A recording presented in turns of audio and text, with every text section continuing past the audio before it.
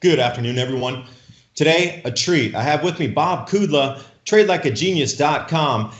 This is our third year to get together to discuss crop losses and things, grand solar minimum, markets, grains. This is an update that most people have been waiting for, and I'm so happy it's the end of the year now so we can get the wrap up. We've had the early season blizzards, the propane shortages in the Midwest, civil unrest in 21 different countries across the planet.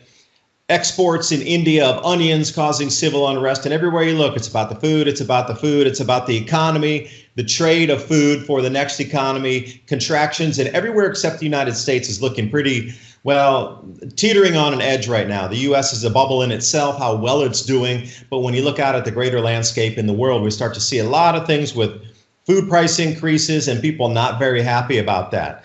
So an enormous amount of people writing in, can we get a forecast? Can you bring another expert on here so we can kind of get a different balanced opinion where you can throw in somebody else, mixing up the perfect dish to show everybody out there what is truly happening as the state of our climate, the state of our economy, the state of alternative currencies, cryptocurrency, for example, because I know Bob's been on this for years and he's a person I do look to for ideas and just expertise thinking about markets moving forward. I have my own little niche that I do with the grand solar minimum and see how the sun's magnetic fields canceling are going to affect our jet streams and how that in turn is going to affect crop production globally.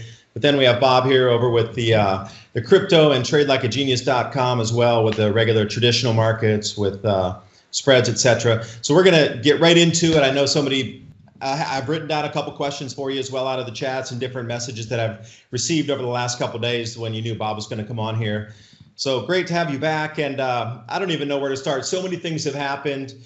It's been, 3.5 years since we first started chatting. So going back to the beginning, seems like such a distant, long time ago, 3.5 years. But when we're kids, it seems like, just yesterday, but it seems like yesterday in time. But when we look back and we try to pin events down, it seems like ages ago, eons ago, 3.5, 4 years. Oh, wow, that was like last century almost, Well, hey, it's great to see you, Dave. It is pretty funny because you and I first talked because I started trading. For people of background, I've been trading for years and years and years, and I had a private trading group where I wasn't doing any of this stuff. I just had a group of people we traded with, and the marketing's still good. Instead of Trade Like a Genius, we were investor masterminds. You gotta love the marketing pitch. But when I was going to take this public, the reason why I did it was after a conversation you and I had. I found you on the internet, and you were just you were like John the Baptist is crying out in the wilderness. This was 2015, and you're saying, hey guys, starting 2017, 2018, 2019, this thing's just going to come up on everybody like a thief in the night. And we were always projecting forward. Remember you saying, hey, Bob, 2 years this is going to happen. Bob, next year this is going to happen. Now we're looking backwards, Dave. It's happened. And it is coming like a railroad going downhill with no brakes. I mean, seriously, Canada's offline. The entire country of Canada, I think at one point in the last 30 days was under snow. Their barley crop, their canola crop, their wheat crop. And I just spent time in the in Hawaii and doing some training over there. And a lot of the people that are on vacation there are from Canada, primarily from BC and Alberta and Saskatchewan.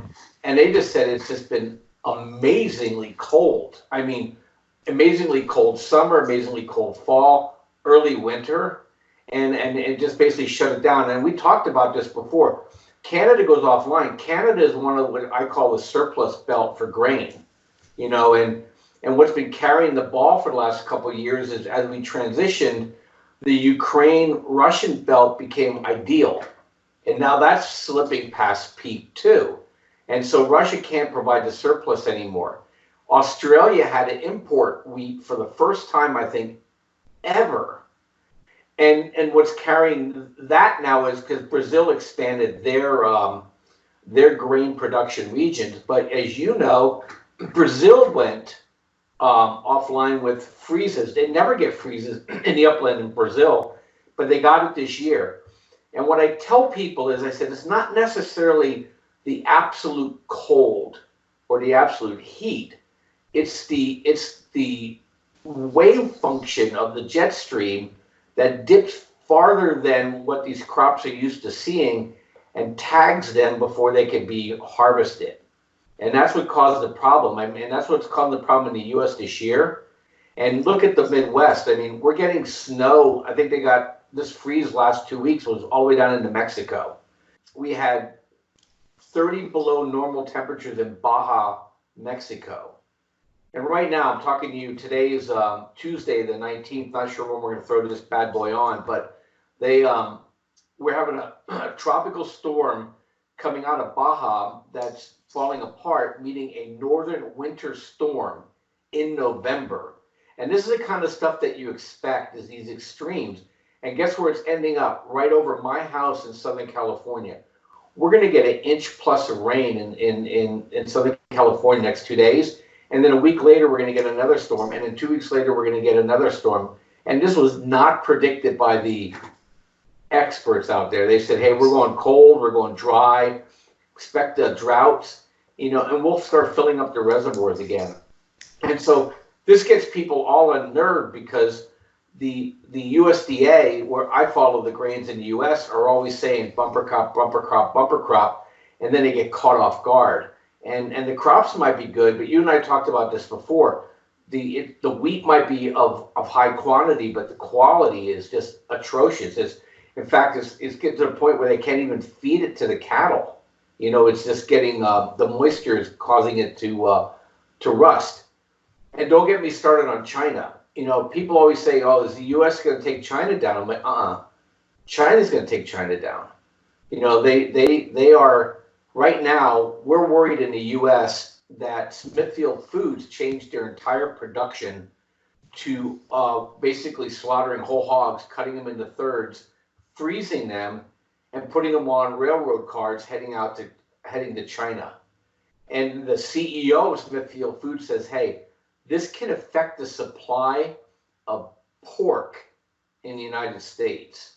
Can you imagine, with the heightened sense of anger right now and the tension with China, that the American people find out that the Chinese are shipping basically our entire pig, harvested hog population over to China, and we'll start seeing 2, 3, 4x price of pork. So, I mean, all these things are coming at us here. The politics affect the economics, and the economics are affected by the grand solar minimum. I'm telling people that what's going to end the Fed is going to be the grand solar minimum. People look at me like, huh? I said, because they can't print food. And once food prices get too expensive, anybody that's using the dollar, Dave, is they're not going to be able to handle it, because the dollar is going to keep getting stronger, not because we're the best, it's that we're the best left. And people that aren't using the dollar, like China, look, what is it? You follow this better than I do. In China, 75%, 100% food inflation on pig. 171% in the last 6 months. Yeah, just absolutely astounding. That's almost doubling in 6 months in the price of that staple. And remember, pork is such an integral part of the society. Like, if you don't have it at your dinner table in a holiday time, that you have just lost all reputation. As if you're living on a dirt floored shack with like a bare bulb hanging out from the old 20-watt bulb or something. That brings you down to that level of people looking at you in your mind if you don't have pork on the table because you couldn't afford it. Now there's fist fights happening in the supermarkets because the stores that do have available pork, the actual people are fist fighting to pay for it because they need it that badly. It's insane what's going on there. I saw that, and for people that listening, that may know you, is that you're very familiar with the Asian culture and you understand it completely. You've been immersed in it for years. It's like in the U.S. that you can't have prime rib or turkey or ham for the holidays, and that you have to eat chicken or even go vegetarian. It's just like it's that important, and we're going to be at that point.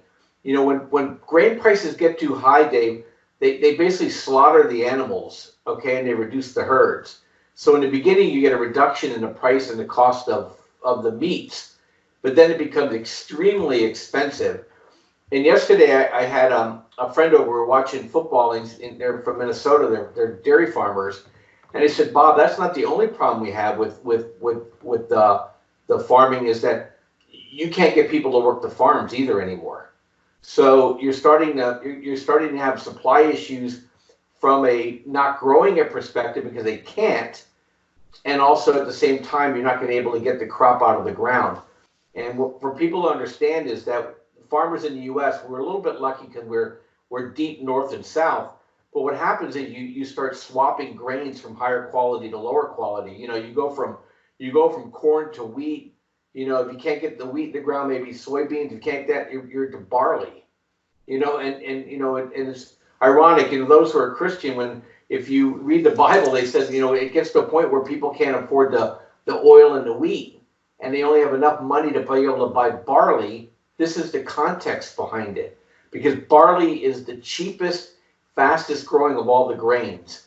And that's what Canada's going to be Canada's going to be the barley capital of the world, because they're not going to be able to have enough time to grow the higher rated grains or oils. Yeah, and one thing there, the hard red winter wheat is at 110-year low planting for acreage in the U.S., and now they're saying that the farmers are going to switch over to sorghum. I'm saying, yeah, there's a big difference. I'm saying that the availability of our weather to sustain hard red winter wheat is no longer there. And to avoid panic on the markets, or actually letting the cat out of the bag, they're starting to tell people that they're going to switch these grains. But, since we first started talking a couple of years ago, I was saying that they're going to come in with substitute grains, and they're going to start shifting the grow zones, and the actual latitudes where grains can grow will be switched in the beginning where they can. And I can't believe it's already here already, where they're doing a full switch. I mean, these farmers are at 110-year low planting acreage wise, more than a century. We're going to shrink down to that 110 years ago mark, and they're going to plant the rest of it with sorghum. To the same acreage that we have today. That's insane. What's going on? Why can't they grow the hard red winter wheat? And look at the protein content, terrible. And since you put off a few things there talking about countries, Canada, to give people an indication of how much is lost in the fields in Canada, 5 million acres this year. 5 million acres is going to go unharvested because it's under snow. It froze solid completely. It was after the first, second, now the third blizzard. And those temperatures were below 0 Fahrenheit up there. And also here in the United States, we received below 0 Fahrenheit temperatures in the Northeast. So how far can it keep going up? And then the acreage, the yields, if you're looking at Argentina, here's a statistic. I just did a video yesterday about Argentina. I did a wheat wrap up.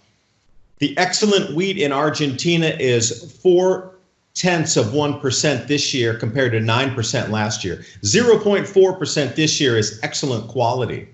And then if you look over what is considered good quality, 14% this year compared to 40% last year. So do the math on that. Where is in the bad now? How much is in the terrible grains, or like you're talking about, barely able to use for animal food? And now the ethanol producers are complaining that there's not enough sugars inside the grains they're using, because when the plants get really cold, when they're taking up the stalk and they're trying to convert that in the kernels up to sugar, it just stops the process when it gets too cold. So you're getting these incredibly small kernels of both corn and wheat.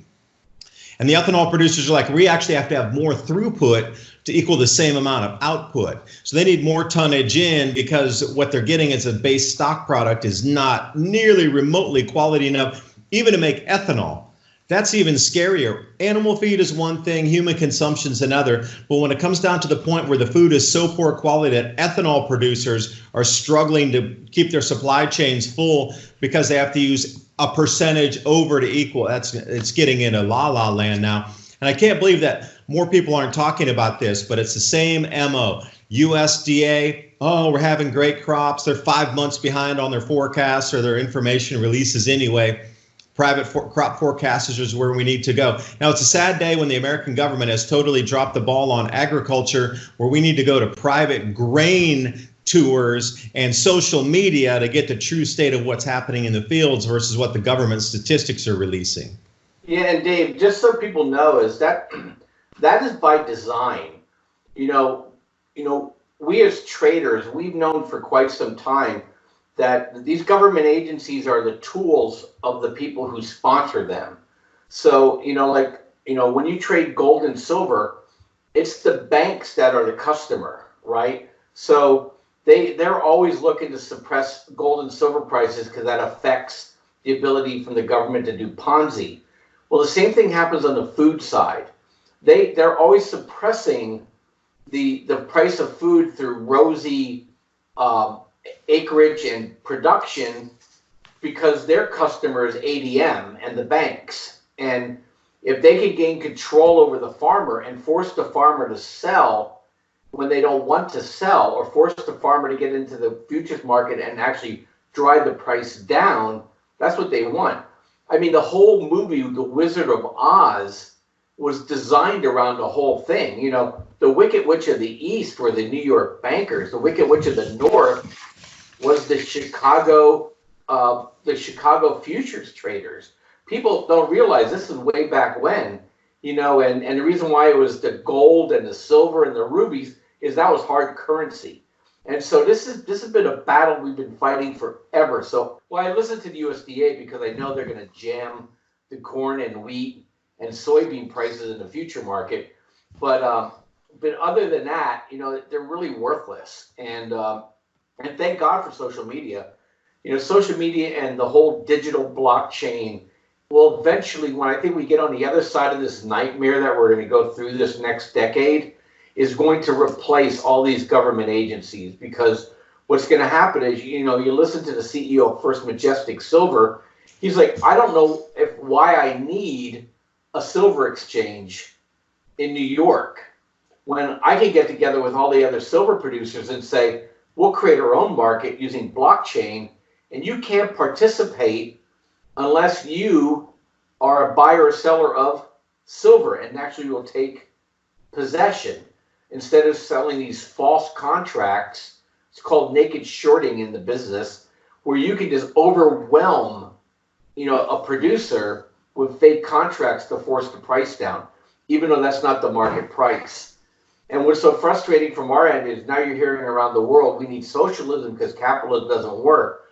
Well, we don't have capitalism when a bank or a hedge fund or a government agency can basically create contracts out of thin air and force a price down. That's not price discovery. That's some sort of fascism that we're dealing with right now. But at some point, what happens, David, my point is that this suppression is like a beach ball being pushed down. And when they lose control, this thing just rockets. And excuse me a second. And this is what happened with the platinum palladium market last year. Russia controls the supply, and we annoyed them somewhere. Either Britain did or United States did with some of our goofy sanctions that we try to put on all the time, is that they withheld it from the market. Well, all the London exchange that were shorting the market had to come up with physical. Well, the price doubled. Can you imagine if the farmers decided that they're not going to do that and they're going to hold food off the markets? Like the farmers did in Argentina to Kirchner when she tried to pull her game about taxing it. Well, the price will go through the roof. And that's what's going to happen because so many people are so incredibly leveraged trying to suppress pricing for the reasons you talked about. They don't want the people to know. They want people to blindly go about their life, and not know. And I'll say one more thing, and I'll take a break and let you talk again. Hard winter wheat is where our pasta comes from, okay? So, why did pasta double in the grocery store when price of wheat in all the news is at the lows is because wheat's not just wheat. There's hard red, there's hard white, there's soft red, there's soft white, there's winter and there's summer, and that market that's really affecting is hard winter wheat is where a lot of the pasta is consumed. It's like the primo crop, and also the soft wheats are like what pasta is. I mean, not pasta, desserts. So if you want to eat just dessert, have at it, but you're not going to get the good stuff. Yeah, and speaking of that, cellulose filler is maybe where I want to jump into here because as some of these commodities become more expensive on the food end, the supermarkets and producers want to continue to make it appear as if some goods are still there. Everything's fully stocked, plenty of choices in the market. But what I've seen lately is the amount of cellulose filler has been increased in so many of the foods. So when you're talking about cookies and these kind of things, breads, things made from the exact same wheat, now they're putting in cellulose filler so they don't have to spend as much on the higher priced, high quality, high protein content wheat. And you start to see this throughout the entire supply chain, the amount of cellulose. And I highly encourage you to take a look at what they're trying to jack the food with to make it appear the exact same size without using the real base ingredient of wheat, and using the filler. Up to 30% of a loaf of bread now can be cellulose. They're doing us a favor, Dave. They're making us gluten-free without us knowing it. Yeah, right.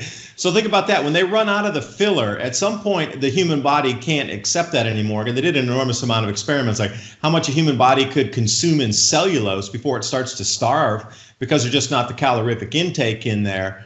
You know, there's only a limit as to how much they can continually fill up things with fillers. And then at that point, when that's surpassed and reached, then what? Then what? Because then the cat's out of the bag for sure. And there's nowhere to move from that point forward. Everybody's boxed back into a corner. Well, is there going to be some economic lockup at that point to try to explain away the food prices? TradeLikeAGenius.com